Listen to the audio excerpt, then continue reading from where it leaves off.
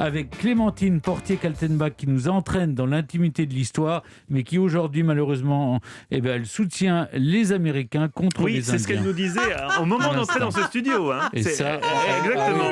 Non, mais écoutez, les alors garçons, qu'on leur a volé leur pas terre, du tout, mais on les a exterminés. Mais écoutez, je ne fais que vous rappeler une réalité bien cruelle. Oui, mais en vous disant qu'à l'époque, vous eussiez été du côté des méchants. Non. Mais bien sûr que si. Non, avec mais Stéphane, bien on sûr est que toujours si. du côté des gentils. C'est ça, c'est parce que vous avez gardé votre âme de garçon en culotte courte et vous devriez être du côté des gentils. Mais non, vous auriez été du côté des méchants et moi aussi. Elle est vraiment Aujourd'hui, parce que vous êtes méchant. Ah ouais, elle est vraiment, c'est terrible. Hein. Bon, allez-y. non, parce que j'aime pas Clémentine. monter à cheval.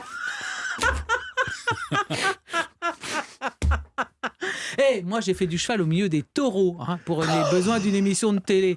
J'ai fait 2 heures au milieu des taureaux. Oui. Bon, alors écoutez, pour bien des gens, Cyrano de Bergerac, c'est seulement le héros imaginaire d'Edmond Rostand, mais pas du tout.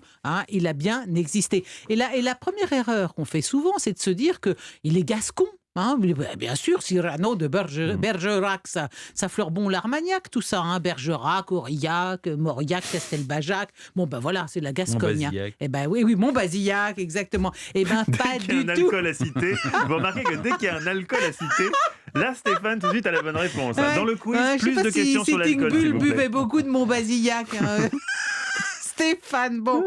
Alors, par contre, les cow-boys devaient boire de l'Armagnac. Bon, alors, en tout cas, le nom de Bergerac, ça vient de la vallée de Chevreuse, près de Paris, figurez-vous. Eh oui, oui, je vous vois stupéfait. Cyrano, il est né à Paris le 6 mars 1619. C'est un vrai parigot. Son père, Abel de Cyrano, sieur de Mauvière, avocat au Parlement, et sa mère, comme c'est romanesque, dès le berceau, écoutez-moi ça, sa mère, la mère de Cyrano, demoiselle Espérance de Bélanger, si c'est pas joli.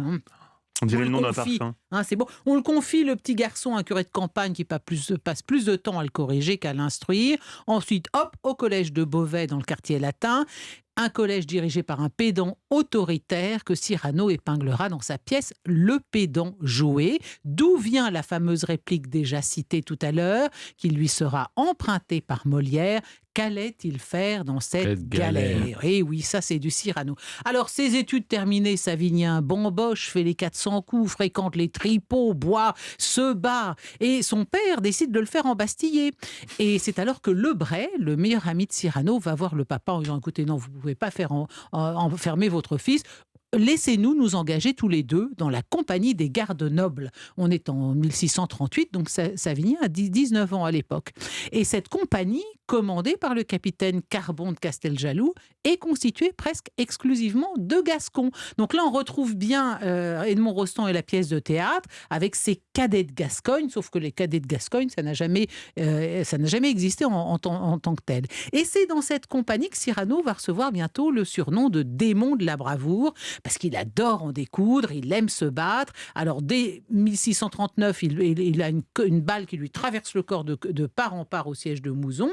Et l'année suivante, au fameux siège d'Arras, qu'Edmond Rostand donne pour cadre à son 4e acte, alors qu'il est à peine remis de sa blessure, Cyrano, il reçoit un coup d'épée à la gorge, et là, pof, fin de sa carrière militaire. Alors, oubliez, s'il vous plaît, l'image d'un Cyrano Depardieu, quadragénaire et mousquetaire, c'est non. Le vrai Cyrano, à 21 ans, l'armée, c'est terminé. Il part suivre des cours de philo chez Gassendi. Chez Gassendi, il a un copain qui use ses fonds de culotte là-bas au même endroit, c'est Molière. C'est là qu'ils se rencontrent. Il va suivre aussi des cours de rhétorique et devenir écrivain. Et il sera même l'auteur d'un des premiers romans de science-fiction. Au physique, comment est-il ? Évidemment, quand Cyrano, on pense à Weber, on pense à Depardieu, mais non, d'après le grand copain de Cyrano, Dassoucy, il était de taille moyenne. Sa tête paraissait presque veuve de cheveux. On les eût comptés à 10 pas. Donc, il est quasiment chauve, votre Cyrano. C'est pas très sexy, c'est pas Sitting Bull. Alors, ses yeux se perdaient sous ses sourcils, son nez large et recourbé ressemblait à celui des perroquets. Alors, autrement dit, pour le fameux nez de Cyrano, Rostand n'a rien inventé du tout. Cyrano était d'ailleurs très fier de son nez. Voilà ce qu'écrit Cyrano. Les Camus, comprenez, les gens qui n'ont pas de nez. Je vous ai raconté l'autre jour l'histoire de la Camarde. La Camarde, c'est la mort qui n'a pas de nez. Les Camus, écrit Cyrano, sont des avortons dont rougit la nature. À la longueur du nez se mesure la vaillance, l'esprit, la passion, la finesse. Le nez est le siège de l'âme. écrit Cyrano. Mais pourquoi pas? Oui, alors et l'anecdote du nez est authentique. Un jour, il y a des laquais qui portaient des épées à l'époque qui se foutent de son nez sur le Pont-Neuf. Il les chasse comme un chien de berger chasserait des moutons. Et puis au passage, il embroche le fameux singe Fagotin dont le propriétaire lui fera par la suite un procès. Tout ça est tout à fait authentique. Autre vérité de la pièce, la rôtisserie des poètes et Ragueneau, tout ça, ça existait aussi. Que Cyrano se batte en duel des dizaines de fois, oui, c'est vrai. Toujours pour les autres, jamais pour lui, parce qu'il a un très bon caractère, une très bonne nature. Donc quand on est témoin dans un duel au XVIIe, on doit se battre avec celui qui a déclaré, enfin qui a provoqué un autre en duel. Donc là, oui, il se bat constamment, Cyrano, une centaine de fois. Et le vrai Cyrano, qui, oui, est un être qui a au caractère noble et indépendant, au cours de la Fronde, alors que toute l'opinion publique est contre Mazarin, lui se balade dans tout Paris en criant « Je suis Mazarin ». Ça vous rappelle pas quelque chose, ça ? Je suis Mazarin, c'est Cyrano en 1649. En revanche, écoutez-moi bien, chers messieurs, jamais Cyrano n'a été amoureux d'une quelconque Roxane, comme dans la pièce de Rostand, mais plus sûrement d'un de ses amis, Chapelle ou Dassoucy. Et oui, l'historienne qui a fait l'outing de Cyrano appelle d'ailleurs ses trois amis le gai trio.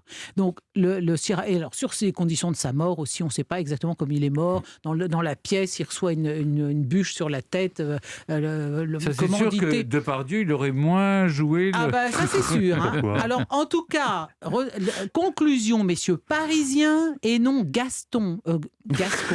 Et non Gascon. Il y a le téléphone qu'ils ont. Pas bien grand, à peu près chauve, amoureux non d'une Roxane, mais plus sûrement d'un homme, mort non pas à coups de poutre, mais sans doute de maladie. Tel fut le vrai Cyrano. Une chose reste cependant commune à l'homme de chair et d'os comme au héros de théâtre qu'il inspira à Rostand, une gerbe de plumes que l'on nomme panache. Et voilà le rapport avec la plume. Bien pas seulement, joué. parce que la scène très belle dans Cyrano de Bergerac où Cyrano explique à Christian qu'il ne sait pas s'exprimer, il ne sait pas dire des mots d'amour à Roxane, c'est une scène réelle. C'est un jeune homme qui était allé voir Edmond Rostand en disant « Écoutez, je suis amoureux d'une femme, je suis incapable de lui écrire ». Et Rostand l'a aidé à écrire cette lettre d'amour et ça lui a inspiré cette fameuse scène. Donc Cyrano, c'est un prêteur de plumes, que ce soit pour une grande réplique à Molière ou pour prêter ses propres mots d'amour à Christian dans la pièce de théâtre. Et vous avez cité Cyrano, précurseur de la littérature de science-fiction. Je vous invite à découvrir Histoire comique des États et empires de la Lune.